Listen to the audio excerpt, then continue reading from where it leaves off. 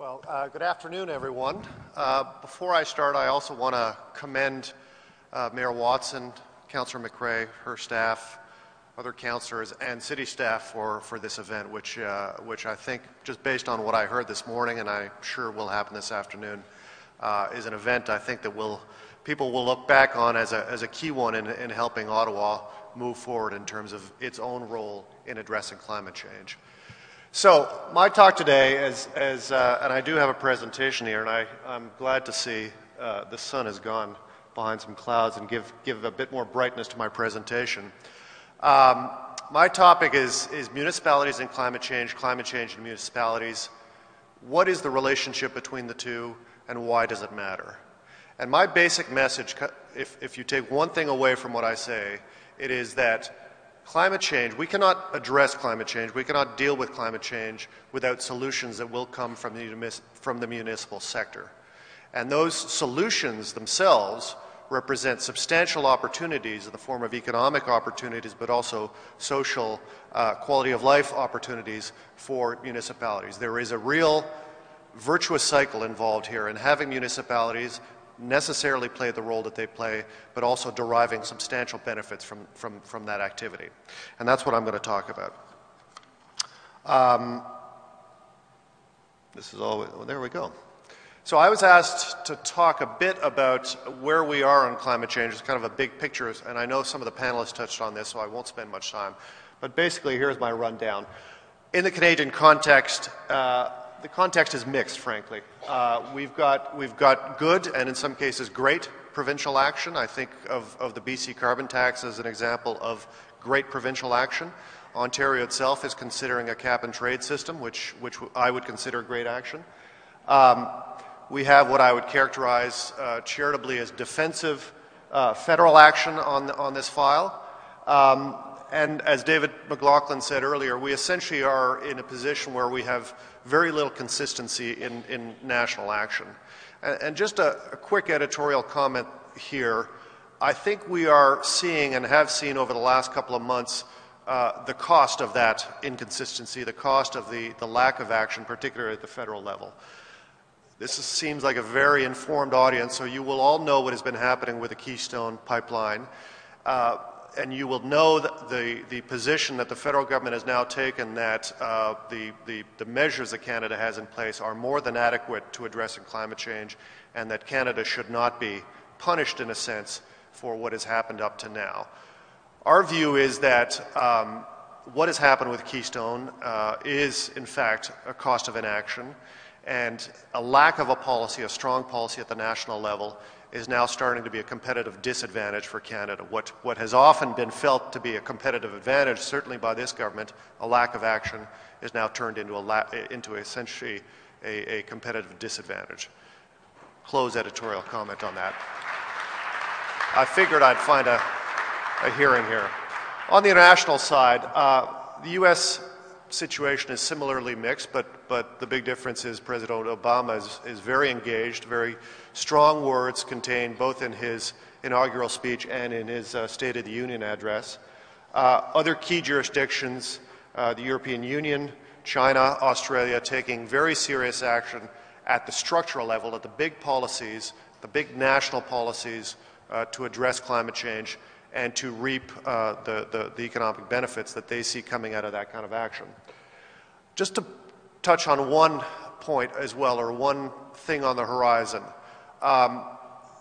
Later this year and into 2014, the International Panel on Climate Change will release its 5th assessment report. And these are the big global reports issued by the leading scientists on the issue of climate change. Every 5 to 6 years they issue an update in terms of their report on the state of science of climate change.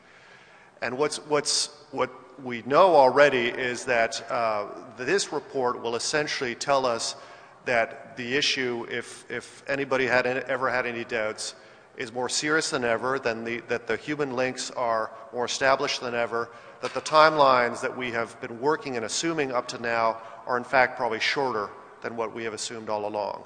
So the need for urgent action will be underlined by this group. And what's interesting here, especially for our elected officials, is that having tracked these various reports as they've come out, their release almost always results in a very high level of public interest and public demand for action. So my prediction here, laid out in front of this, it's always dangerous to do predictions in front of big crowds like this, but my prediction is the release of this report will see another high level, probably a higher level than we saw probably in 2007, 2008, a very high level of public demand for action. And I think we will see the conditions towards the fall, towards the early part of next year, where we will have demand for action that we will have never seen before. And that's something, as I say, that our elected officials need to be aware of and need to prepare themselves for. Where am I pointing this? So, why does climate change matter to municipalities? It's a question of numbers.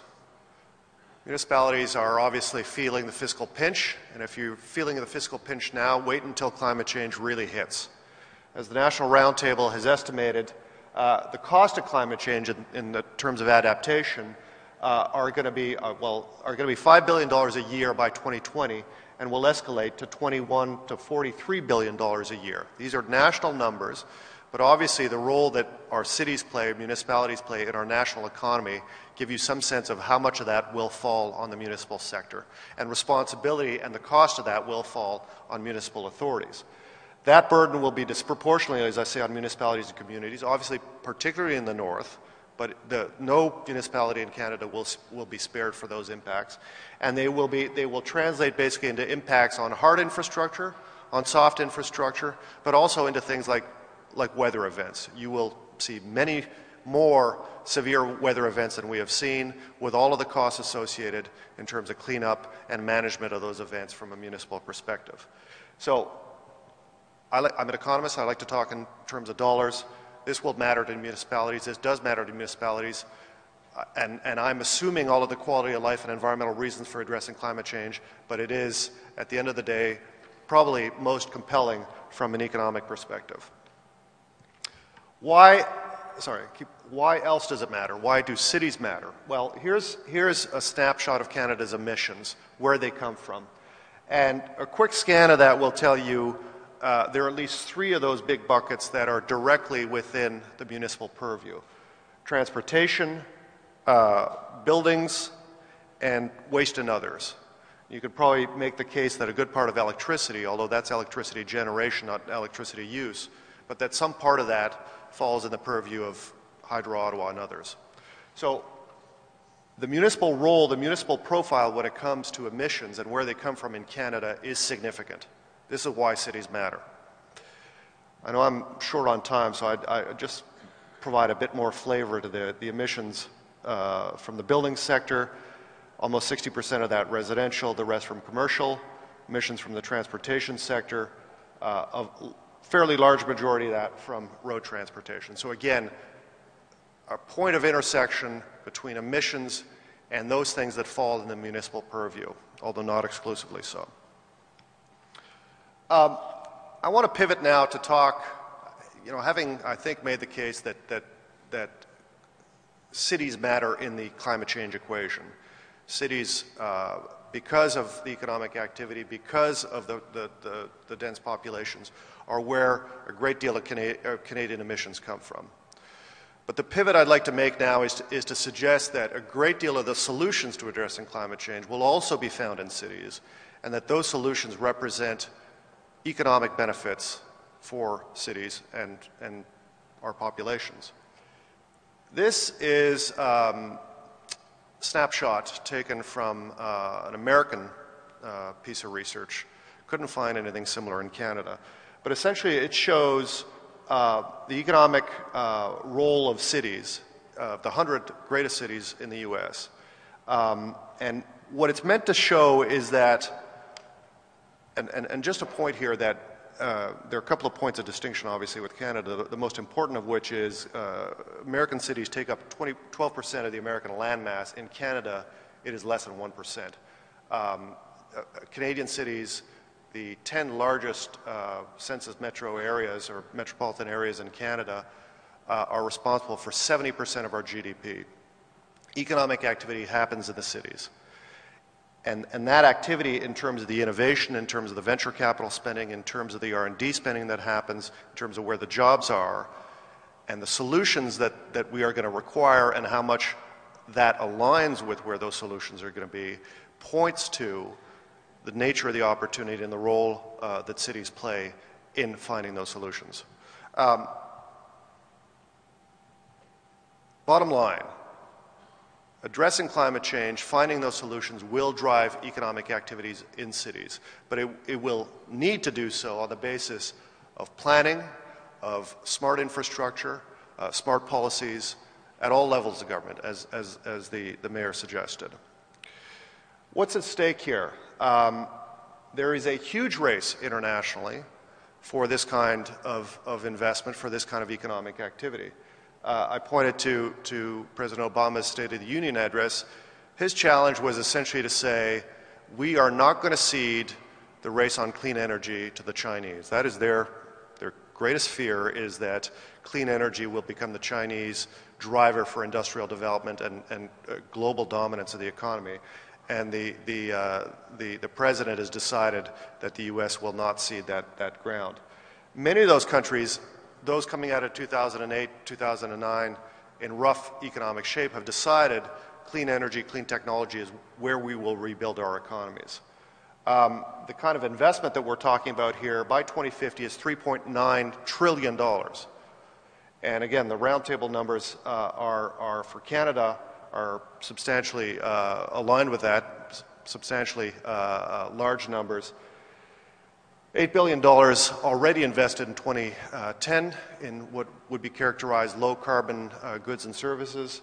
That number rising up to $60 billion by 2050. So the challenge for Ottawa, for other municipalities, but we're in Ottawa here, is how much of that economy will be captured by Ottawa, by Ottawans, and what set of policies and practices and support activities does Ottawa and our elected officials need to put in place to ensure that we capture this benefit while addressing climate change. Thought I'd illustrate this a bit on the employment side as well. Again, taken from some analysis out of the U.S., just to show how the growth in different types of clean energy, clean technology sectors is directly related to growth in employment in some of these activities. You've got potential employment coming out of each of these sectors that, if done right, will contribute directly to the Ottawa economy. Huge upside at the end of the day to addressing climate change in a smart way. Jobs for engineers, jobs for laborers, jobs for construction, obviously, all things that Ottawa can and should aspire to achieve. Now, I heard a lot of good ideas this morning, and so you'll and some of mine will intersect with that. But I thought I'd offer up some ideas for Ottawa just to consider. And I should say I'm happy to discuss any of these either in a Q&A or just after my talk here. The first and most obvious thing for Ottawa is to get its own house in order. And that is about planning, planning, planning. The city, at the end of the day, the most important role that the city plays is in planning development in the city, how it's going to happen, at what rate, in what form. There are a lot of plans being developed right now by the city. Those will essentially translate into investments made, into infrastructure build. The most important thing from this point on is that those plans essentially integrate completely the implications of climate change from a resilience point of view, meaning will that infrastructure, soft, hard infrastructure, be prepared for the impacts of climate change? And in fact, how can that investment in infrastructure minimize the city's emissions and the city's contribution to climate change? All of these plans are being developed this year. The mayor talked about a reboot, essentially, of the climate change plan that the city has in place already. My number one ask would be to ensure that all of the other plans that are being developed on this side are very closely integrated with that climate change plan being developed on the other side. You can't have decisions being made, investments being made, infrastructure being built with some kind of reference to climate change. One of the tools that we've seen used by a lot of organizations, private, public organizations, is what we call this shadow carbon price. And it would essentially be the use by city staff in all plans of a notional price on carbon. And, you know, we can help you pick what that price would be, but a $25 a ton that would inform all financial planning, all infrastructure planning, all capital investments the city wants to make to help essentially plan and risk manage the kinds of investments and the kind of planning that is being made by the city. A very useful tool that is in use across Canada by the energy sector, as I say, by other orders of government, by lots of private organizations. Second, look at the points of intersection with the heaviest emitting sectors. I know that part of the discussion this afternoon is trying to focus on what the city could do at the lowest cost with the highest emissions factors. And obviously, again, based on what I heard this morning, there's a high level of understanding of where those are. Transportation, buildings, waste, infrastructure. What I would suggest there is that, and again, I'm sure given the sort of the awareness of the crowd here, you will know that there are, for each of those, outstanding models around the world for how to do it right. And I would just suggest that to the city and to the city planner, city staff, you do not need to reinvent the wheel on any of these. Someone else has done it before, someone else has done it right, someone else has done it wrong. Learn those lessons, apply them here. Transportation, we talked a bit about it this morning. Congestion pricing, it works in some places, it doesn't work in others. Toronto is actively talking about it. The Toronto mayor, obviously, not a great fan of it, but others in Toronto are. And I think we will see the day where congestion pricing comes to Toronto. Buildings, it's about standards. It's about how you scale up the kinds of efforts that are being made with Eco District here in town, learning the planning lessons from that and applying them at a larger level. Waste, infrastructure, as I said, this crowd understands this probably better than I do.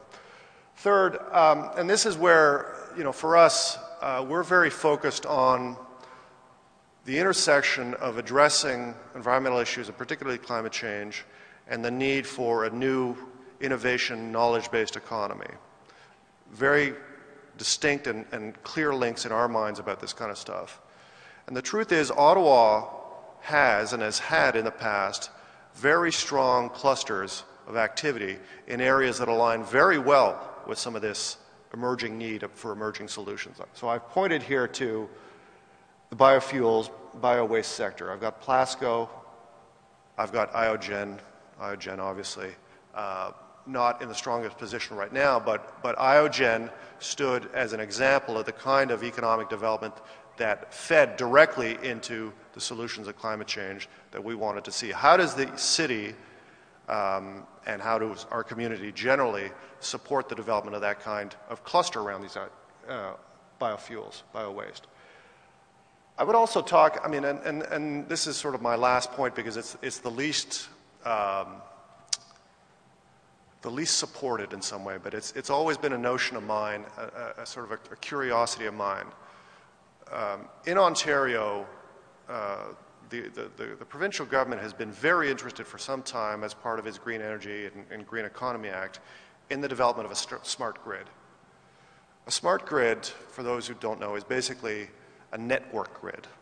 So a grid that between the generator and between the user involves a high level of communication, a grid that at the macro level is much better about allocating where resources go in terms of the electrons. Basically a more intelligent grid, a smart grid. But it's a network grid.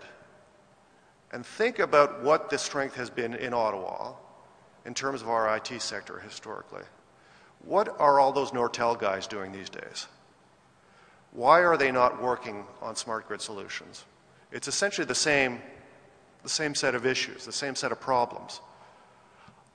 My idea, my wish, I guess, top of my wish list would be for the city, the mayor, Councillor McRae, to engage basically in with that community to say, how do we make Ottawa a center for the development of smart grid technologies, given all of basically the smarts that we have in that city, the historical development, all of those engineers that sit around now thinking about something else? How do you focus them on this set of issues and build in Ottawa a cluster of smart companies around this kind of stuff? Like I said, that's the least supported of my ideas, but in some ways the most exciting. That's usually the way it works. Thank you very much for your time. I'm happy to take questions. Councillor, I'm not sure how you want to play this, but I'm aware that we're running late.